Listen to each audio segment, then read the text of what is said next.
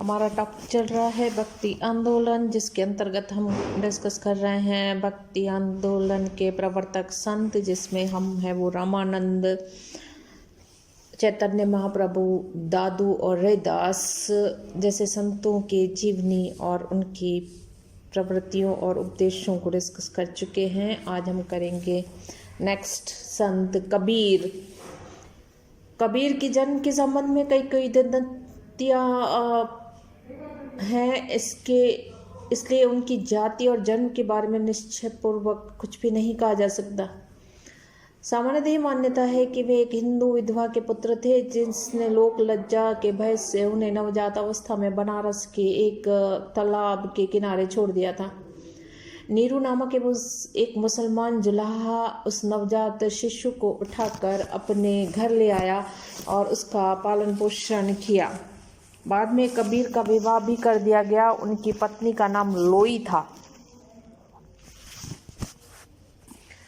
उससे उन्हें एक पुत्र कमाल और पुत्री कमाली हुए। गृहस्थ जीवन में रहते हुए उन्होंने अपना पैतृक व्यवसाय करते हुए साधु संतों का सेवा की और उनसे ज्ञान भी अर्जित किया।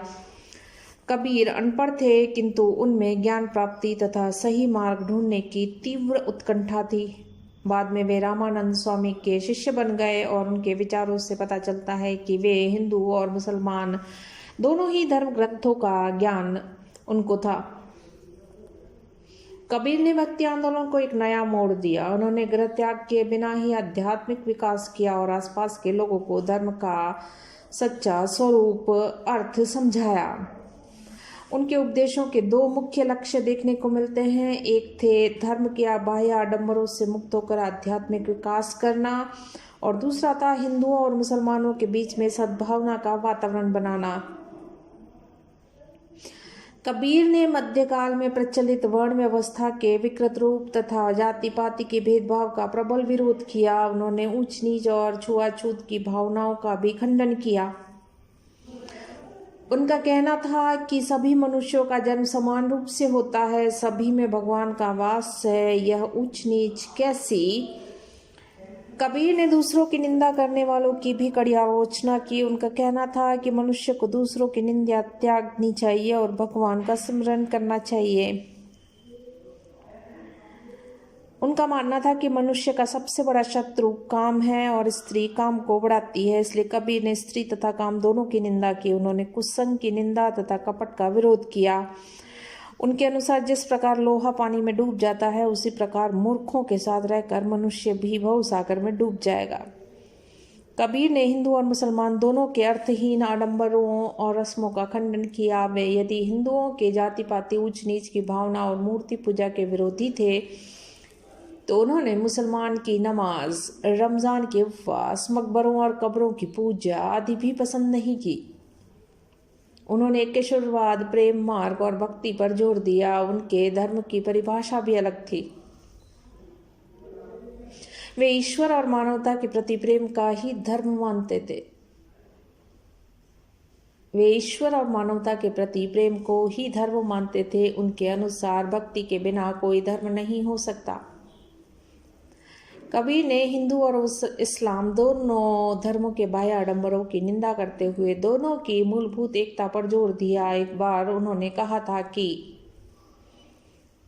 काकर पाथर जोड़ के मस्जिद लई चुनाए, ता चढ़ी मल्ला बांग देत, क्या बहरा भया खुदा। उन्होंने मुस्लिम हज यात्रियों को भी रताड़ा। उनका कहना था कि यदि तुम्हारे दिल में भक्ति भावना का उदय नहीं होता तो इस यात्रा से कोई लाभ नहीं है। इसी प्रकार कबीर ने हिंदू पंडितों की भी निंदा की है और हिंदुओं की तीर्थ यात्रा, मूर्ति पूजा का उन्होंने कड़ा विरोध किया। उनका मुख्य उद्देश्य हिंदुओं और मुसलमानों में एकता स्थापित करना था। उनका मानना था कि प्रेम मार्ग द्वारा ही को दोनों जातियों में समन्वय स्थापित हो सकता है। कबीर की वाणी का संग्रह बीजक के नाम से प्रसिद्ध है। बीजक के 3 भाग देखने को मिलता है। फर्स्ट आता है रमैनी, सेकंड शबद, तीसरा साखी। कबीर की भाषा खिचड़ी है, जिसमें पंजाबी, राजस्थानी, खड़ी बोली, अवधी, पूर्वी ब्रज भाषा इत्यादि अनेक भाषाओं का पंचमेल है। उनकी भाषा साहित्यिक न होने पर भी बहुत जोरदार है। कबीर सत्य, अहिंसा, सदाचार इत्यादि सद्गुणों के उपासक थे। उन्होंने ईश्वर के निर्गुण अर्थात निराकार रूप की ही पूजा की। उनका ईश्वर सभी गुणों से पर था। वे कहते हैं, कोई ध्यावे निराकार को, कोई ध्यावे आकार, वह तो इन दोनों में ते न्यारा जाने जाननहार। वह तो इन दोनों ते न्यारा जाने जाननहार। उन्होंने ईश्वर को कभी मित्र, कभी माता पिता और कभी पति के रूप में देखा। कभी वे कहते हैं, हरि मोह पीयू, मैं राम की बहरिया, और कभी कहते हैं, हरि जननी, मैं बालक तोरा। उनके अनुसार ईश्वर की सच्ची भक्ति से ही मोक्ष प्राप्त हो सकता है और भक्ति के लिए गुरु का होना परम आवश्यक है। वे गुरु को ईश्वर से भी अधिक महत्व देते थे। उन्होंने कहा था कि गुरु गोविंद दो खड़े काके लागू पाए, बलिहारी गुरु आपने गोविंद दिया बताए। कबीर निर्गुण संत थे। उनका ईश्वर सर्वव्यापी था। वह केवल एक ही है और वह कभी अवतार नहीं लेता। वह मंदिर में नहीं रहता, वह मस्जिद में नहीं रहता, वह काबा में निवास नहीं करता और न काशी में। वह तो हमारे भीतर ही विद्यमान है। वस्तुतः उनका सबसे बड़ा काम हिंदू मुसलमानों में सद्भावना उत्पन्न करना था। इसलिए उनका कहना था कि राम, रहीम, कृष्ण, करीम आदि उसी एक परमेश्वर की ही अभिव्यक्तियां हैं। विभिन्न धर्मों और ईश्वर में केवल नाम का अंतर है। सोना एक जैसा ही होता है, परंतु उसके जेवर बन जाने के पश्चात नाम अलग अलग हो जाते हैं। धर्म के कारण झगड़ा करने वाले अज्ञानी होते हैं। उनका कहना था कि नामों के विवाद को छोड़कर भक्ति और प्रेम से ईश्वर को याद करो, वही सत्य है और वही निर्वाण प्राप्ति का मार्ग भी। इसके लिए आसन लगाना, आंखें मूंदना, डंडा, मुद्रा धारण करना, खप्पर, सिंगी, जगोटा आदि योगी का वेश धारण करना, जप, तप, मंत्र, तंत्र लीन रहना और घर बार और काम धंधा छोड़कर मठों, अखाड़ों और संप्रदायों में शामिल होना सब बेकार है। कबीर को वाणी सामाजिक संघर्ष की ज्वाला है। वे शास्त्रीयता, शरीयत, प्रदर्शन, पाखंड और उपचार के शत्रु हैं। उन्होंने हिंदुओं और मुसलमानों को खरी खरी सुनाई है। उनके धार्मिक आडंबरों पर कठोर आघात किया है। उनकी दृष्टि से भगवान एक है, अतः मानवता भी एक है और उनमें उसमें आचार तथा उपचार के आधार पर भेद करना भ्रांति है। जाति, धर्म, संप्रदाय आदि के नाम पर मनुष्यों के बीच भेदभाव की दीवारें खड़ी करना अक्षम्य अपराध है। कबीर के उपदेशों का निम्न जातियों पर बहुत अधिक प्रभाव पड़ा और उनके वे अनुयायी बने और वे कहलाए कबीर पंथी। कबीर के पश्चात आते हैं भक्ति आंदोलन के संतों में गुरु नानक। निर्गुण विचारधारा के दूसरे प्रमुख संत हैं गुरु नानक। गुरु नानक भी कबीर की भांति हिंदू मुस्लिम एकता में विश्वास करने वाले और पारिवारिक जीवन व्यतीत करने वाले संत थे। उनका जन्म हुआ है पंजाब, लाहौर से 30 मील दूरी पर स्थित तलवंडी। आधुनिक नाम उनका है ननकाना साहब, जो कि पाकिस्तान में स्थित है। नामक गांव में 1469 ईस्वी में एक खत्री परिवार में हुआ था। उनके पिता कालू ग्राम के पटवारी थे। नानक की प्रारंभिक शिक्षा गांव की पाठशाला में हुई। उन्होंने हिंदी, संस्कृत, फारसी भाषा का अच्छा ज्ञान अर्जित किया था, किंतु शिक्षा से उन्हें कोई मोह नहीं था। बचपन से ही वे विचार मग्न रहते थे। एक जीवन एवं मृत्यु की समस्याओं पर विचार करते रहते थे। उनकी ऐसी स्थिति देखकर उनके पिता ने उनका विवाह 18 वर्ष की आयु में ही कर दिया और तत्पश्चात इनके 2 पुत्र हुए। नानक के पिता ने उन्हें काम सीखने के लिए उनके ससुर के पास भेजा, परंतु नानक हिसाब किताब काम ठीक से नहीं कर पाए और साधु सन्यासियों की संगति में रहने लगे। ग्रस्त जीवन व्यतीत करते हुए वे भगवान की ओर आकृष्ट हुए, किंतु वे भी कबीर की तरह भगवान की निर्गुण भक्ति के समर्थक थे। साधु सन्यासियों की संगति में रहते रहते वे स्वयं धर्मगुरु बन गए और लोगों को उपदेश देने लगे। उन्होंने ग्रस्त जीवन का परित्याग नहीं किया और कबीर की भांति उनका भी विचार था कि ग्रस्त जीवन आध्यात्मिक उन्नति में बाधक नहीं होता। नानक लंबे समय तक भ्रमण करते रहे और भ्रमण का यह क्रम जीवन भर चलता रहा। कहा जाता है वे श्रीलंका और मक्का एवं मदीना तक गए, हिंदुओं और मुसलमानों के धार्मिक केंद्रों की यात्रा की, साधु संतों फकीरों से मिले, उन्होंने धर्म के विभिन्न पहलुओं पर बहस की और नानक अपने शिष्य मर्दाना के साथ घूम घूम कर अपने विचारों को भजनों के रूप में प्रसारित करते थे। उन्होंने बहुत से प्रेरक पदों की रचना की। उनके द्वारा रचित पदों और गीतों के एक ग्रंथ के रूप में संकलित कर दिया गया, जो बाद में आदि ग्रंथ के रूप में प्रकाशित हुआ। नानक का रहन सहन, उपासना का ढंग सूफी संतों के जैसा था और नानक का आदि ग्रंथ उनके अनुयायियों के लिए सबसे बड़ा धर्म ग्रंथ, जिसे गुरु ग्रंथ साहब कहा जाता है। नानक के मतानुसार ईश्वर एक है, जो सर्वव्यापक है और सर्वशक्तिमान है, जिसकी केवल अनुभूति हो सकती है, उसे किसी प्रकार शब्दों में वर्णित नहीं किया जा सकता। उन्होंने उस ईश्वर के लिए हरि राम, गोपाल, अल्लाह, खुदा, साहब आदि शब्दों का प्रयोग किया। भजनों में वह निर्गुण, निराकार, अचित्य, शाश्वत, अंतर्यामी और सर्वव्यापी है। उनका कहना था कि ईश्वर के प्रति पूर्ण आत्मसमर्पण कर उसका नाम जपने से, नम्रता पूर्वक व्यवहार करने से और सभी प्रकार के छल कपट त्याग करने से मनुष्य मुक्ति प्राप्त करता है। नानक का ईश्वर सर्वोच्च, स्वतंत्र, गतिहीन, उसकी कोई जाति नहीं, न वह जन्म लेता है और न मृत्यु को प्राप्त होता है, जिसकी प्राप्ति प्रेम और भक्ति द्वारा ही संभव है। नानक कर्मवाद और पुनर्जन्मवाद में विश्वास रखते थे, इसलिए वे मुक्ति को मानव जीवन का अंतिम लक्ष्य भी मानते थे। मुक्ति से उनका अभिप्राय आत्मा का अलग अस्तित्व समाप्त हो जाना तथा आत्मा का परमात्मा में लीन हो जाने से था।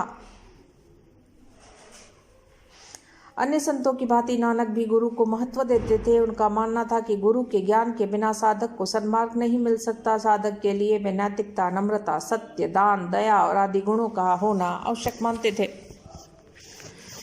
कबीर अशिक्षित थे, जबकि नानक एक सुशिक्षित व्यक्ति थे। यही कारण है कि नानक के कथनों और विचारों में तीव्रता और गर्वोक्ति के स्थान पर मृदुलता और विनम्रता है। उन्होंने समाज के दोषों की अत्यंत शिष्ट भाषा का प्रयोग करते हुए आलोचना की। उनके विचारों में भारतीय दार्शनिक परंपरा की स्पष्ट झलक मिलती है। उनके पदों और गीतों में उर्दू, फारसी के तत्कालीन प्रचलित शब्दों का प्रयोग भी मिलता है। संभवतः इसका कारण यह था कि उनका जन्म स्थान और प्रचार क्षेत्र पंजाब था, जहां उन शब्दों का जनसाधारण में प्रचलन हो चुका था। अतः जनसाधारण की भाषा में अपने विचार रखना अधिक युक्ति संगत था। उनकी संयत और शिष्ट भाषा तथा उदार विचारों के कारण उनके सिद्धांतों का प्रभाव उच्च वर्ग के लोगों पर भी पड़ा, जबकि कबीर के अनुयायी केवल निम्न वर्ग के ही लोग थे। नानक का एक मुख्य उद्देश्य हिंदू धर्म में सुधार करना, कबीर की भांति हिंदुओं और मुसलमानों के बीच मैत्रीपूर्ण संबंध स्थापित करना था। वे किसी नवीन धर्म का या संप्रदाय की स्थापना करना नहीं चाहते थे। उनके जीवन काल में सिख धर्म का कोई अस्तित्व ही नहीं था। उनके अनुयायी तथा शिष्यों का अवश्य सिख कहा जाता था।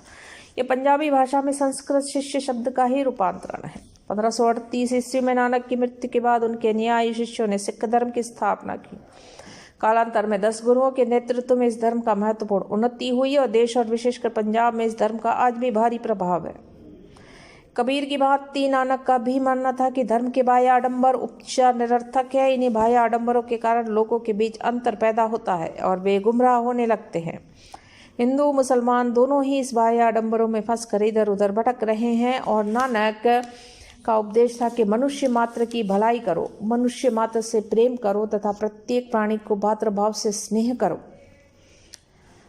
उन्होंने हिंदू और मुसलमान दोनों ही धर्मों के बाह्य आडंबरों का खंडन किया। मुसलमानों से कहा, दया को अपनी मस्जिद मानो, भलाई एवं निष्कपटता को अपनी नमाज की दरी मानो, जो कुछ भी उचित एवं न्याय संगत है वही तुम्हारी कुरान है। नम्रता को अपनी सुन्नत मान ले, शिष्टाचार को अपना रोज़ा मान ले और इस प्रकार तो मुसलमान बन जाएगा। उन्होंने 5 नमाजों की व्याख्या करते हुए कहा, पहली नमाज सच्चाई की, दूसरी इंसाफ की, तीसरी दया, चौथी नेक नियति और 5वां भगवान का स्तवन है। वे जन्माधारित जाति भेद को नहीं मानते थे। उनकी मान्यता थी कि मनुष्य अपने कर्मों द्वारा ही उच्च व नीच होता है। उसे ईश्वर भक्ति द्वारा इस संसार को छुटकारा मिल सकता है। नानक ने हिंदुओं से भी कहा था कि मैंने 4 वेद पढ़े हैं, 68 तीर्थों का स्नान किया, वनों और जंगलों में निवास और 7 ऊपर व निचली दुनिया को ध्यान किया और मैं इस नतीजे पर पहुंचा हूं कि मनुष्य 4 कर्मों द्वारा मुक्ति प्राप्त कर सकता है। भगवान से भय, उचित कर्म, ईश्वर तथा उसकी दया में विश्वास, एक गुरु में विश्वास जो उचित मार्ग का प्रदर्शन कर सके। नानक ने हिंदुओं के प्राय सभी बाह्य आडंबरों का खंडन किया, जैसे मूर्ति पूजा, तीर्थ यात्रा, संसार का त्याग। वे मध्यम मार्ग पर चलने का उपदेश दिया करते थे। हृदय व मस्तिष्क की पवित्रता पर वे अधिक बल देते थे। उन्होंने धार्मिक झगड़ों को धिक्कारते हुए कहा था, बंदे खुदाए के हिंदू मुसलमान, दावा राम रसूल कर लड़ते बेईमान। नानक का उपदेश था, संसार में ईश्वर एक है, दूसरा कोई नहीं, और नानक सच कहता है। नानक के उपदेशों का अन्य संतों से अधिक प्रभाव पड़ा, क्योंकि जहाँ कबीर की कटुता ने लोगों को रुष्ट कर दिया, वहां नानक ने लोगों को हृदय पर विजय प्राप्त की।